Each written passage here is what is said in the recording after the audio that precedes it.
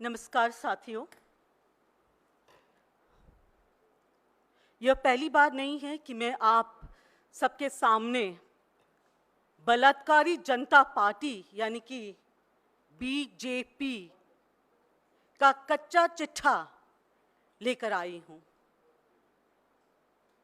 BJP का नारा बेटी पढ़ाओ बेटी बचाओ, वक्त के साथ ये सारे नारे जो उनके बेटियों और देश की महिलाओं के हित में जो उन्होंने केवल नारे दिए हैं, पर वास्तविकता देश के महिलाओं के सामने है।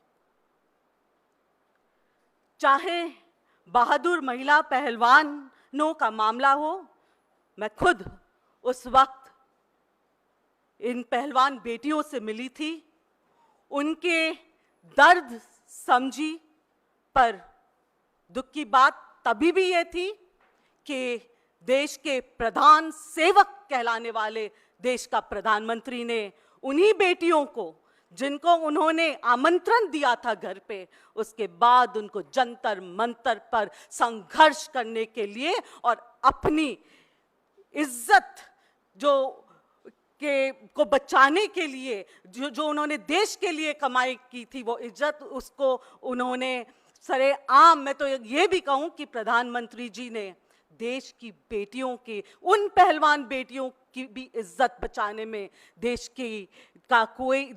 देश में उन्होंने कोई कदम नहीं उठाया।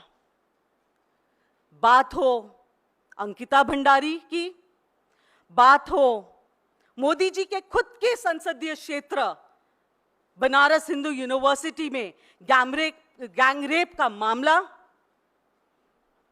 ऐसे दर्जनों ऐसे केस है।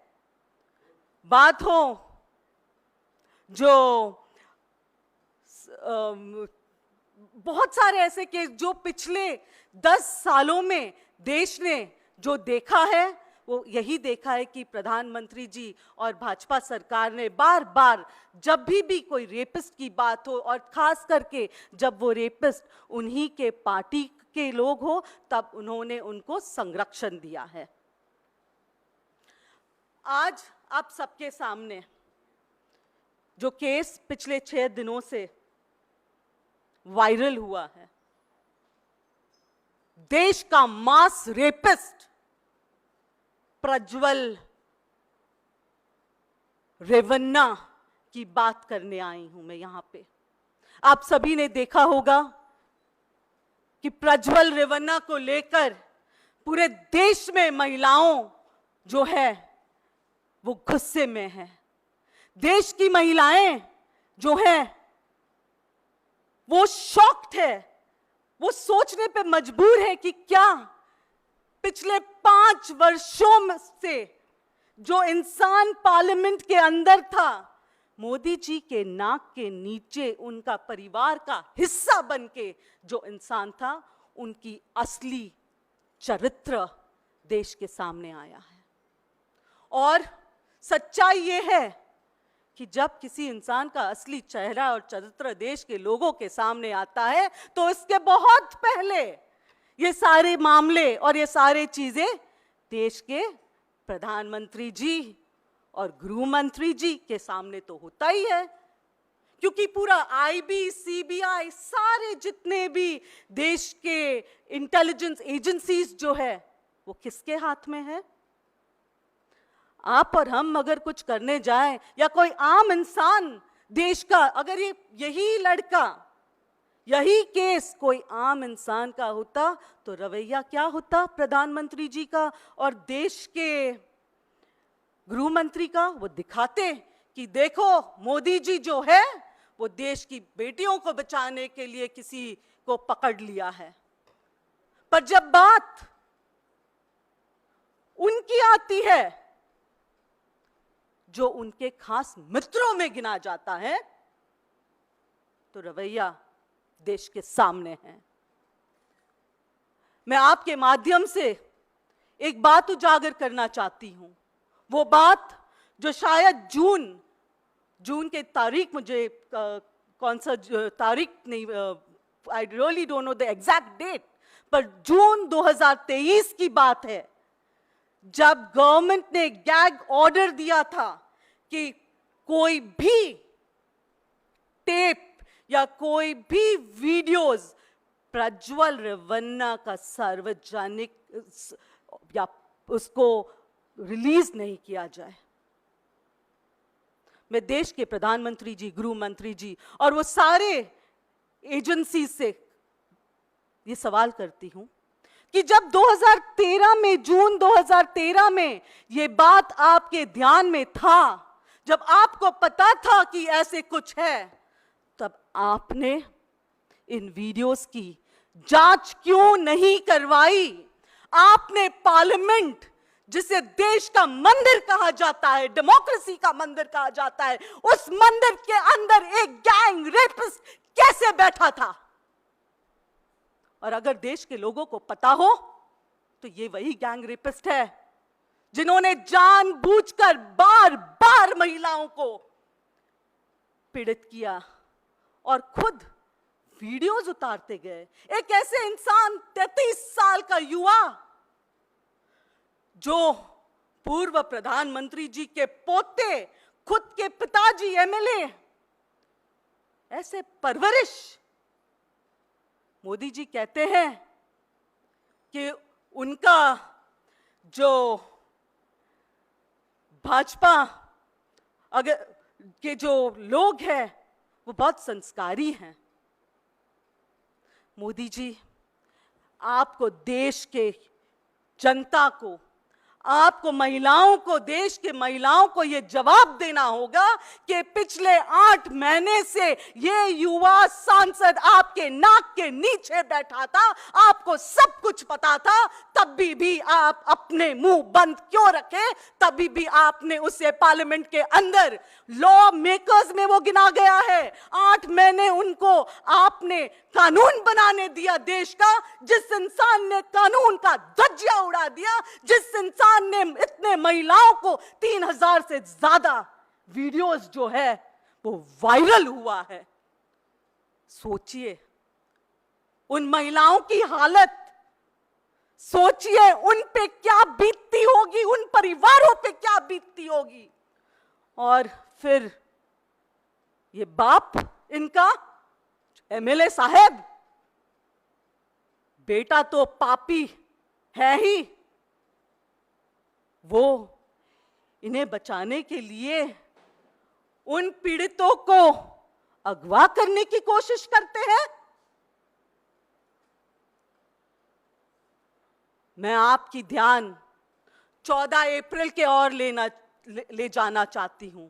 वो वीडियोस आप सभी ने देखा है, जब प्रधानमंत्री जी मैसूर के अंदर खुद मंच पे बार बार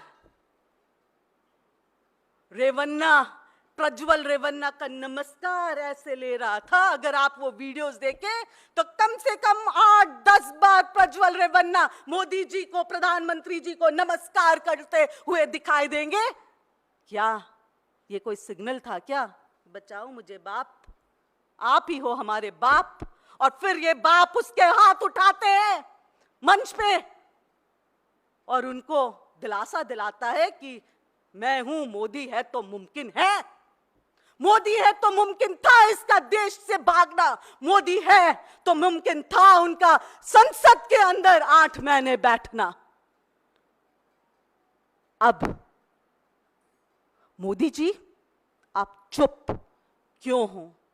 अमित शाह जी आप चुप क्यों हो?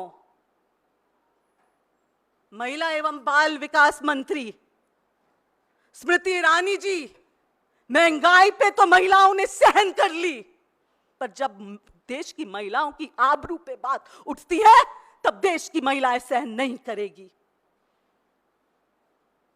महंगाई सहन कर ली, हमने खूब गैस के दाम, दाल चावल के दाम, हर एक चीज को सहन कर ली, पर अब हमारे देश की मां बेटियों की ये दशा आप लोगों के राज में। चुप्पी तोड़ो स्मृति ईरानी, सास भी कभी बहू थी ना, वो दिन दूर नहीं होगा जब लोग कहेंगे स्मृति भी कभी एमपी थी। आपकी ये हरकतों के चलते आपने तो अपने टेप पे मुंह लगा दिया कि आप कुछ नहीं बोलोगे, सच्चाई नहीं बोलोगे। कहां है सारे वो मंत्रियां? निर्मला सीतारमण जी तो कल प्रेस कॉन्फ्रेंस में पुणे में ब्रजभूषण जी को क्लीन चिट दे रही थी और उनके बेटे की जो नॉमिनेशन पे क्लेरिफिकेशन दे रही थी। कहां गई आप लोगों की ममता? कहां गई भाजपा में जितने महिलाएं हैं उनकी जो एक फेमिनिस्ट फीलिंग कहां गई? या सिर्फ और सिर्फ हर चीज आपको करना है अपने आकाओं को खुश करने के लिए? आपके माध्यम से मैं ये भी पूछना चाहती हूं कि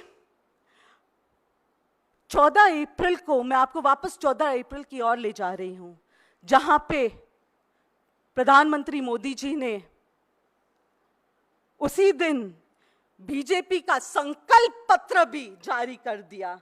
और संकल्प पत्र एक ऐसे इंसान को स्टेज पे गारंटी, यही है मोदी की गारंटी कि उनके साथ जो है वो मास रेपिस्ट भी रह सकता है, उनके साथ देश को धोखा देने वाले भी रह सकते हैं। वो कोई बात की गारंटी नहीं लेते हैं, वो सिर्फ और सिर्फ एक बात जानते हैं कि वो कैसे 400 पार करे। वो भले ही रेपिस्ट को साथ में रखे, अपने संसद के अंदर रखे, पर उनका पूरा का पूरा लक्ष्य 400 पार है।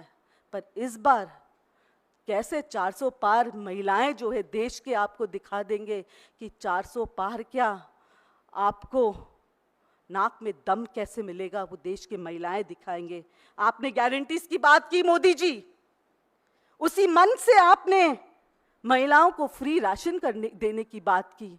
क्या जब महिलाएं आपके एमपीज के पास आएंगे फ्री राशन की मांग मांगने, तब इन महिलाओं के साथ पहले उनका ब्लू फिल्म उतारा जाएगा, उनको रेप किया जाएगा और फिर राशन का कार्ड्स बनाए जाएंगे? आपने बात की 70 साल के सीनियर सिटीजन्स को फ्री चिकित्सा देने की। अरे यहां पे तो आपके मंत्री 65 इयर्स की महिला को रेप कर रहा है। क्या रेप करने के बाद चिकित्सा, यह है आपकी गारंटी? आपने 3 करोड़ महिलाओं को लखपति बनाने की बात की। क्या लखपति तब बनाए जाएंगे जब वही महिलाएं आपके ऐसे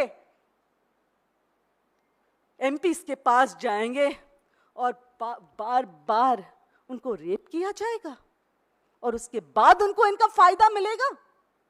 मोदी जी, देश आपकी चुप्पी जो है वो तोड़ना चाहिए। आपको इस मामले पे आपको प्रेस कॉन्फ्रेंस लेना चाहिए। आपको देश की महिलाएं और जनता को जो है वो आपका वर्जन, आपके मन की बात प्रज्वल रेवन्ना पे करना जरूरी है।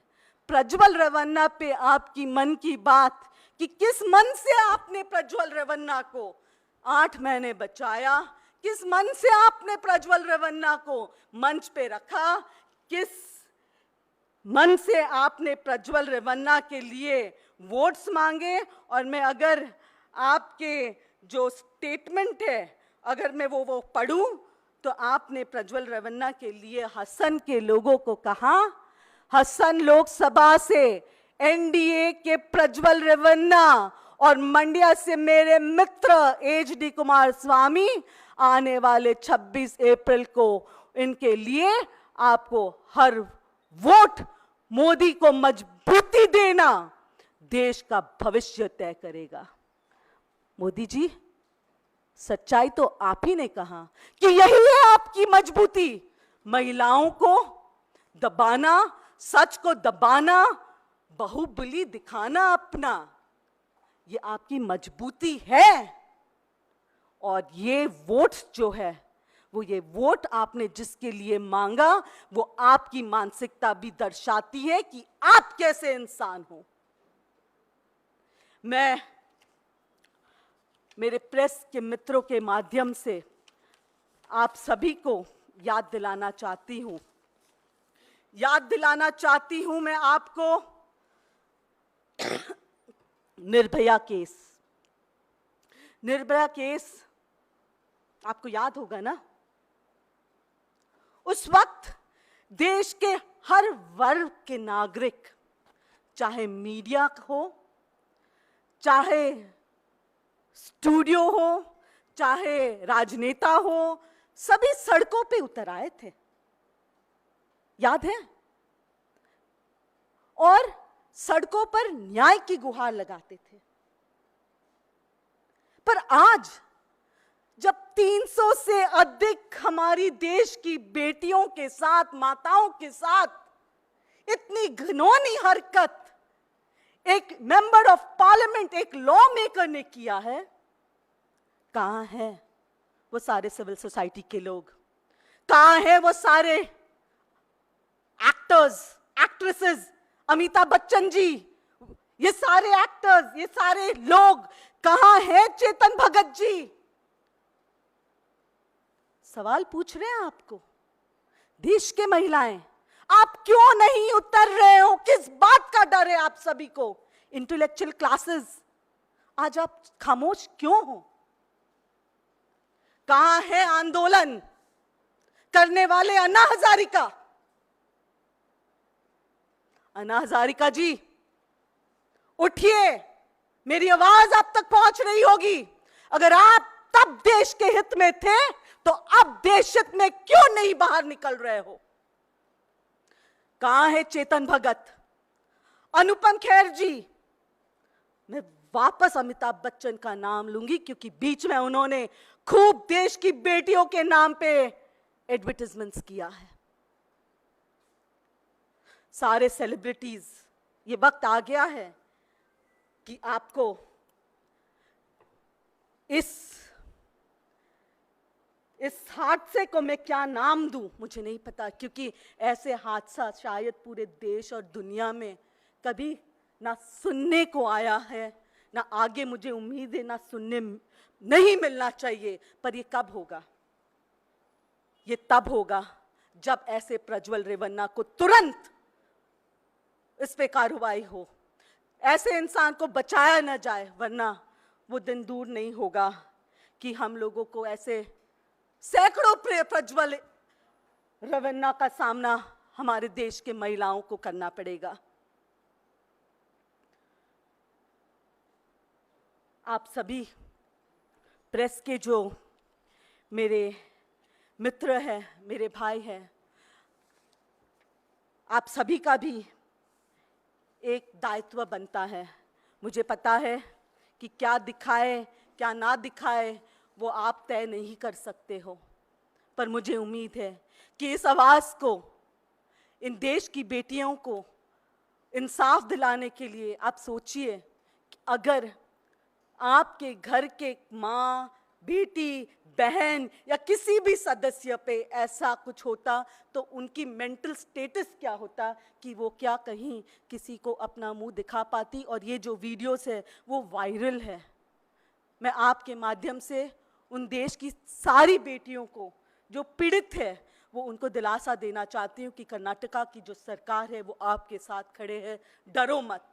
और ये भी कहूँगी आपके माध्यम से कि अगर भगवान न करे इनमें से कोई भी बेटी ने अब समाज में अपनी इज्जत बचाने के लिए कोई गलत कदम उठाया तो उसके जिम्मेदार ये केंद्र सरकार, मोदी जी, अमित शाह, स्मृति ईरानी और विमेंस कमीशन की चेयरपर्सन इसके जिम्मेदार होंगे। आपके अगर कोई सवाल हो तो मैं वो सवाल लेना चाहती हूँ। एक बात मैं कहना चाहूँगी इसके पहले कि आज़ादी की लड़ाई में खूब सुना था, सुभाष चंद्र बोस जी की आज वो बात याद आती है, तुम मुझे खून दो मैं तुम्हें आज़ादी दूंगा। और देश के युवा, देश की पीढ़ी ने सुभाष चंद्र बोस जी को देखते हुए अपने खून देने के लिए भी तैयार हुआ देश की आज़ादी के लिए। पर आज जो हम देख रहे हैं देश में क्या चल रहा है, वो तो ये दिख रहा है प्रधानमंत्री जी कहते हुए कि तुम मुझे सीट्स दो, मैं तुम्हारे जितने भी कांड है, रेप केसेस है, उसे माफ कर दूंगा। उनको तो सिर्फ 400 पार की पड़ी है, उसके लिए वो किसी भी हद तक गिर सकती है। देश आजाद इसलिए नहीं हुआ था कि ऐसे घिनौने प्रधानमंत्री जी, ऐसे घिनौने इंसान के हाथ में देश और महिलाओं की जो इज्जत है वो दावे पे लग जाए। देश आज भी सुभाष चंद्र बोस जी के वो शब्द याद है हमें, तुम मुझे खून दो मैं तुम्हें आज़ादी दूंगा। अब आज़ादी हम महिलाओं को भी चाहिए ऐसे घिनौने नेताओं से। नेताजी जी, जिस तरह से प्रज्वल रेवन्ना के वीडियो वायरल हुए, उसके वीडियो वायरल होने के बाद तमाम जो पीड़ित महिलाएं, उनका जीवन नारकी हुआ है, उनके परिजन या पति ही अब सवाल उठा रहे हैं। कई ऐसी महिलाओं ने अपना घर तक छोड़ दिया है। जिस तरह से आपने कहा कि आप उनके साथ हैं, क्या ऐसी पीड़ित महिलाओं के पुनर्वास के लिए भी कांग्रेस आगे आएगी? बिल्कुल, वहाँ की विमेंस कमीशन की जो मेंबर जो अध्यक्ष है और जो महिला विकास मंत्री और सीएम साहब से लेके, इनफैक्ट आपने देखा होगा राहुल जी ने खुद एक पत्र लिखा था सिद्धरमैया जी को, और उसके बाद किस तरीके से पूरा हरकत में आए। विधायक उनके पिताजी अरेस्ट हुए हैं और मुझे विश्वास है इस अरेस्ट से उन महिलाओं को हिम्मत भी आई होगी। और उन महिलाओं से मैं दोबारा आपके माध्यम से ये कहूँगी कि डरो मत, देश के 50% महिलाएं आपके साथ है। हम समझ सकते हैं आप पे क्या बीत रही होगी, पर हिम्मत हारने से कुछ नहीं होगा। आपकी हिम्मत लाखों ऐसे महिलाओं को हिम्मत देगी कि वो अपनी बात आगे रखे।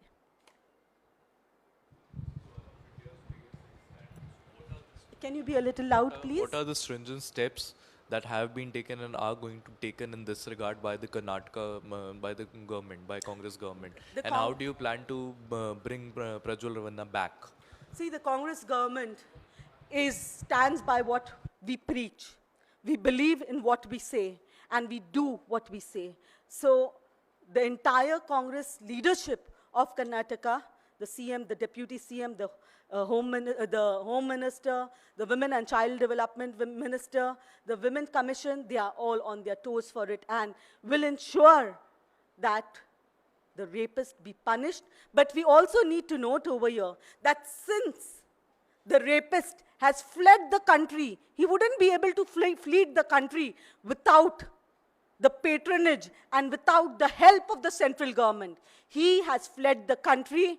There is the blue corner notice issued.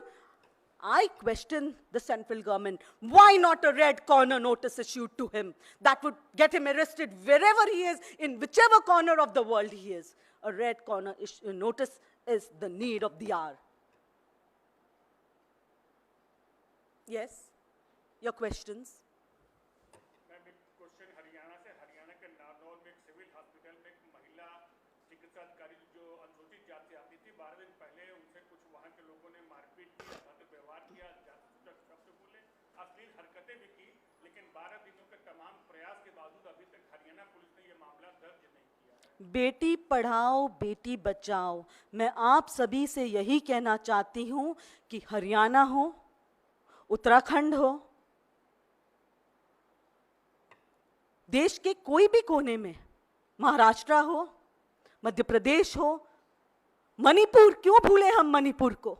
Manipur आज भी हमारे दिल में ताजा है, मणिपुर की यादें। मैं गई हूं मणिपुर, मुझे पता है वहां के बहनों पे, वहां पे की जो पीड़ितों पे क्या बीता है। उनसे बात किया है हमने। ये अलग बात है कि वो वीडियोस हम जारी नहीं कर सकते क्योंकि उनमें वो महिलाओं के, क्योंकि हम यहाँ पे सिर्फ और सिर्फ प्रोपेगेंडा, सिर्फ और सिर्फ अपने आप को बढ़ाने के लिए नहीं है। उन महिलाओं के बारे में सोचते हुए उन वीडियोस को जारी नहीं किया है जहाँ पे वो महिलाएं रो रहे हैं, जहाँ पे वो अपनी बातों को बता रहे हैं, क्योंकि उनमें वो महिलाएं, हमने वहाँ पे तब भी मणिपुर में वहाँ के गवर्नर से मिलके गुहार लगाया कि उन सारी महिलाओं का ध्यान रखा जाए। रही बात आपने जो हरियाणा की कही, हमें ऐसे असंवेदनशील सरकार से क्या उम्मीद हम रख सकते हैं? केंद्र में जब आपके पास एक जीता जागता केस है, प्रज्वल रेवन्ना जो पार्लियामेंट में बैठे हुए सब कुछ कर रहे हैं, ब्रिजभूषण, बहुत सारे नाम है, सिंगार, बहुत सारे नाम है।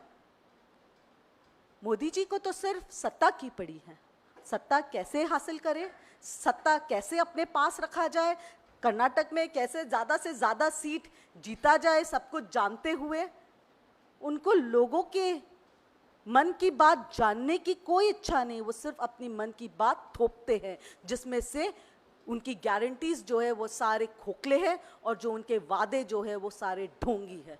Ma'am, one question apart from this, because you are raising the issue of women, one of your own member who has recently resigned from the Congress party's membership, she has done a press conference and she has said that several of the Congress workers and members have abused her. She also tried to raise this complaint before the Congress High Command, even the General Secretary Sachin Pilot, Jairam Ramesh, but all of them had asked her to remain silent because the election time is going on.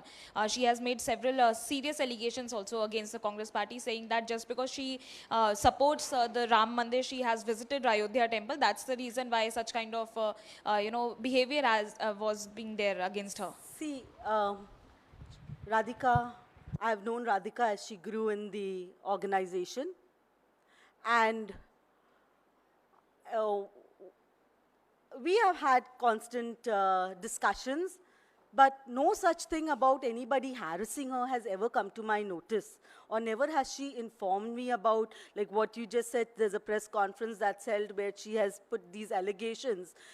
She has never informed me in person about this, and we need to understand something. There are organizational matters, there are internal organizational discussions that happen. It would be nice if things were first brought to the notice of the leadership, and then decisions taken. We value every person in the party, and I really don't know under what pressure. If it is, I just hope she's not under any pressure, because we all know the Bhajpa, how good they are at putting pressure on people and then ensuring that they, loop them into their party. I just got a call yesterday from an ASI telling me that आपको कुछ summons देना है। फिर मैंने पूछा, अरे मैंने तो अब क्या किया, 3.5-4 महीने से तो मैं कहीं धरना पे भी नहीं गई हूँ, मैं तो कोई और जिम्मेदारी में लगी हूँ, नहीं आप पे समन है। So this is the way they have, this is pressure tactics what they use, but I'm sure when wisdom prevails, when she realizes, when she thinks about things with a cooler mind, she will understand things. Okay.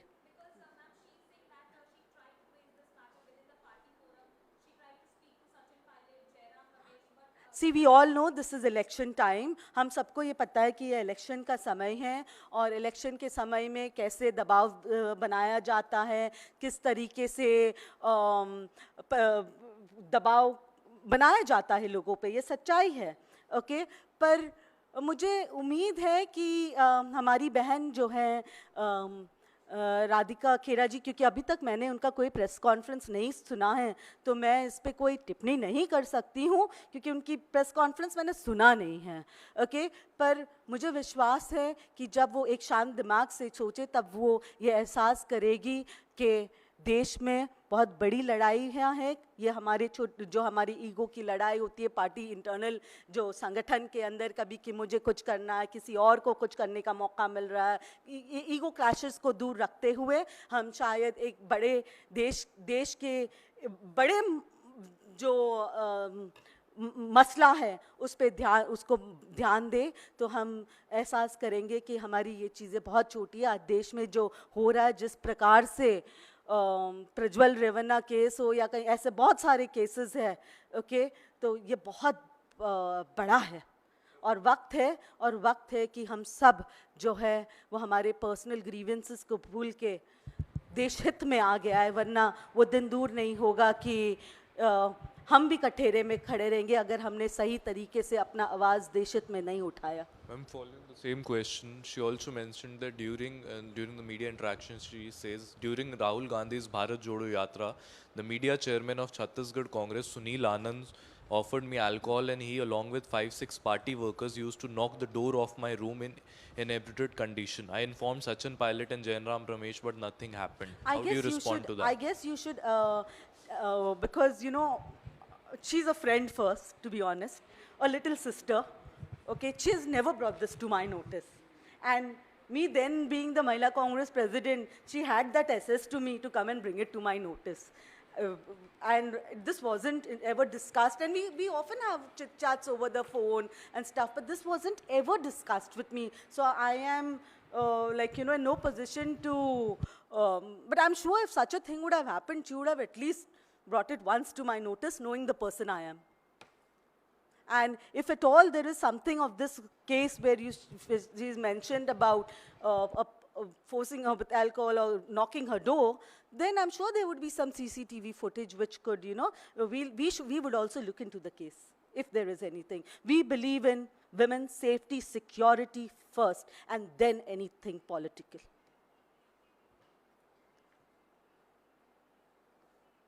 So can I thank you, everybody.